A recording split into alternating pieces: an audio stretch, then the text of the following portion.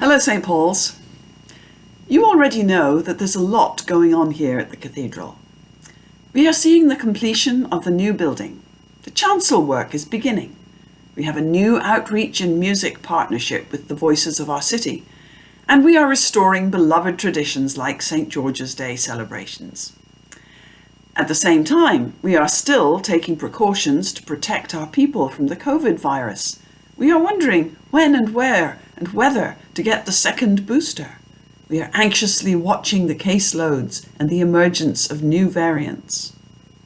In the wider world, the breaking news from the Supreme Court is a deeply upsetting sign of a pushback against civil rights. And the war in Ukraine continues without any clear indication of when or how it might end.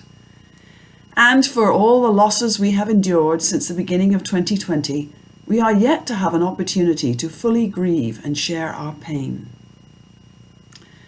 For all the positive and exciting things happening at St. Paul's, I'm aware that many of us have mixed reactions to the continuing winds of change.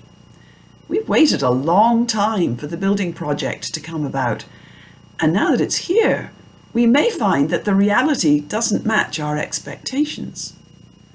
No matter how good a change is, it always involves some element of loss. Many of us are suffering from depleted emotional reserves after this long, strange period in our history. Embracing change requires energy, and energy is in short supply with all the uncertainty and anxiety that surrounds us. We can feel worried about the money being spent on the new facility, about the changes to our sacred space, about how we are going to support and grow our ministries, and about the uncertainty of the future. Rational explanation will only go so far in helping you to feel better, but I'm going to offer a few anyway.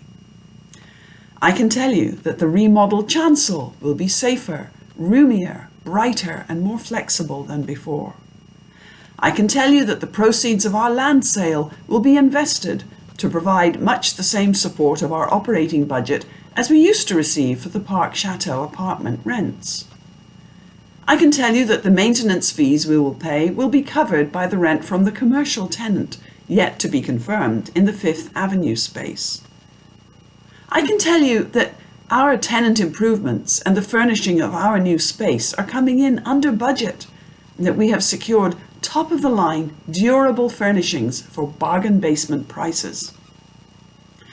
I can tell you that we are preparing to resume showers of blessing in their fullness once we regain access to the former clergy parking lot. I can tell you that we have budgeted for an additional sexton to help us manage the new space, and that we have identified the right person for the job. Finally, I can tell you that we are making an investment in our future that will ensure sustainability for St. Paul's for years to come, and that has been the motivation for all of these changes. All of these facts are true, but they don't really help how we feel, because rational argument is processed in a different part of the brain than emotional reaction. So, how do we deal with all these mixed feelings? One approach might be to focus on the essentials of our faith, to hold tight to the love of God, the comfort of the sacraments, and the warmth of our cathedral community. Hold tight to Jesus Christ, the same yesterday, today, and tomorrow. It's okay to feel sad about the changes and uncertain about the future. Give yourself permission to feel whatever you need to feel, but try to be aware of the root causes of your feelings so that your response may be directed appropriately. I encourage you to seek out a trusted friend if you need to vent, or to talk to one of the clergy. We are all going through this together.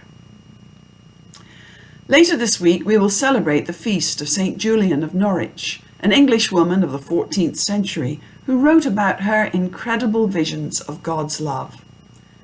Her most famous saying is, "All shall be well, and all shall be well, and all manner of things shall be well." Let that be our motto in the weeks ahead. See you on Sunday.